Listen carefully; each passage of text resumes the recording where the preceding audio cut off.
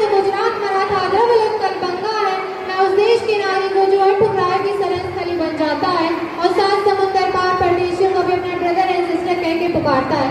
यही प्रेमी की पूज्य भूमि भारतवर्ष कहलाता है, भारतवर्ष कहलाता है। सुप्रभात आदरणीय प्रबंधक महोदय जी, प्रधानाचार्य जी, शिक्षकगण और मेरे प्रिय भाई और बहनों, मैं रिया कक्षा 9 की छात्रा लेके प्रस्तुत हूँ भाषण।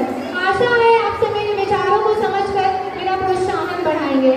महोदय, दर्द हंसने तक गुजरने लगता है जब मेरी आंखों के सामने ही ताश है। क्या बात है भारत, मुझे फहराने से ज्यादा कफन में दफनाने की तू काम आ रहा हो। महोदय, हृदय तो उस दिन फट गया जब एक बूढ़ी माँ अपने बेटे के चित्रों को देखकर बोली, साहब आप तो भर्ती में एक इंच कम नहीं लेते, मैं अपने बेटे का आधा शरीर कैसे ले लूं।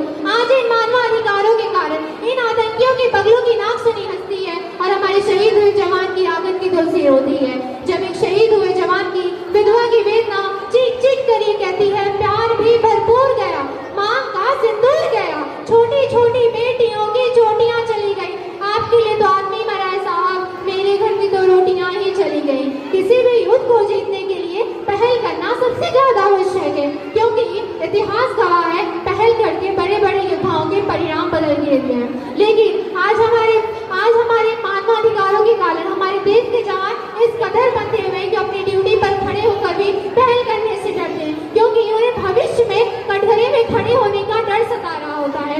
आज इन मानवाधिकारों का, क्योंकि वो जानते हैं चाहे एक रुकवाल से राइफल से निकलने वाली गोली को ये निर्णय लेना पड़े या ना पड़े कि वो किससे लगेगी, लेकिन हमारी हर एक गोली को ये निर्णय लेना पड़ता है, चाहे वो किसी दोषी को लगे या ना लगे, लेकिन निर्दोष को नहीं लगनी चाहिए। अगर ऐसा हुआ ना तो ये समाज हमें छोड़ेगी, ना ये तिल कतार बनाने वाली ये मीडिया हमें छोड़ेगी। और मानवाधिकार के तरीके से जवान को दबाकर युद्ध के मैदान पे छोड़ देना ये कोई वीरता नहीं, एक आत्महत्या है। क्योंकि फूल को श्रृंगार दो ये मुमकिन नहीं, फूल को श्रृंगार दो ये मुमकिन नहीं, और ये वीर को छंगार दो ये मुमकिन नहीं। जो हाथ बांधे सेना के ऐसे मानवाधिकारों का पालन संभव नहीं। आज सत्य निष्ठा के मार्ग पर चलते हुए भी हमारे देश के जवान इन आतंकियों के पत्थरबाजों से डरते हैं, क्योंकि वो जानते हैं हमारी राइफल से निकलने वाली गोली अगर टारगेट को हिट नहीं भी करेगी तो भी वो